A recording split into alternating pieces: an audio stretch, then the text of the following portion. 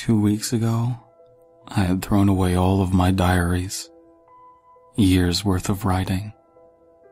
The bins had been collected, the diaries wouldn't be found. I sold what furniture and electronics people would buy, left the money in an envelope. Everything else was boxed up. I made the house spotless. I took my car along the coast. I wanted to drive that way one last time. I rolled down the windows. The salty wind in my face felt wonderful, and I laughed in spite of myself.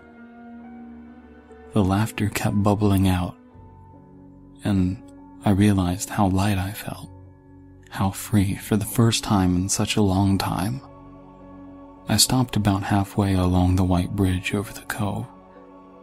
Sitting on the railing, my laughter dried up and the tears came. A car door slammed. A stranger came to the railing. He told me, "I was once where you are now." "What stopped you?" I wanted to know.